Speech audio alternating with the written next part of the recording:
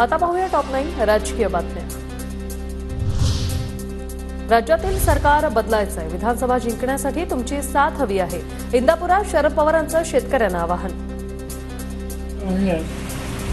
मला सरकार बदलायचं, आम्हाला विधानसभा जिंकायची, राज्य हातात घ्यायचं,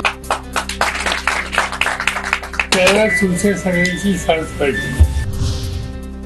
पुढच्या 4 महिन्यात महाराष्ट्रात सत्ता बदल होणार, सत्तेचं नेतृत्व उद्धव ठाकरे यांच्याकडे जाणार, संजय राऊतांचं वक्तव्य। वरळीत आदित्य ठाकरेंविरोधात मनसेकडून संदीप देशपांडे हे वरळीतून निवडणूक लढवणार। गेल्या वेळेस आदित्य विरोधात मनसेने उमेदवार दिला नव्हता, पण यंदा मनसे वरळीतून ठाकरेंना आव्हान देण्याच्या तयारीत।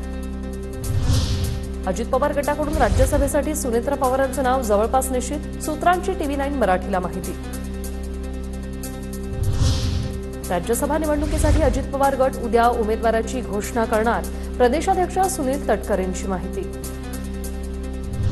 नाशिक शिक्षक मतदारसंघातून राजेंद्र विखे धनराज विस्पुतेंची माघार, मात्र भाजपच्या विवेक कोल्हेंची अपक्ष उमेदवारी कायम। नाशिक शिक्षक मतदारसंघाचे अपक्ष उमेदवार विवेक कोल्हेंच्या विविध संस्थांवर शासकीय विभागांची धाड, शंकरराव कोल्हे सहकारी साखर कारखान्यावर विविध विभागांची छापेमारी।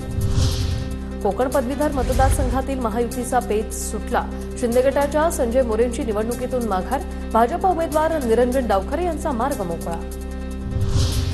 विधानसभेच्या तयारीला लागा, 25 वर्षांपूर्वीची जनतेच्या प्रश्नासाठी आक्रमक होणारी शिवसेना विरोधकांना दाखवा, उद्धव ठाकरेंच्या विधानसभा संपर्क प्रमुखांना सूचना।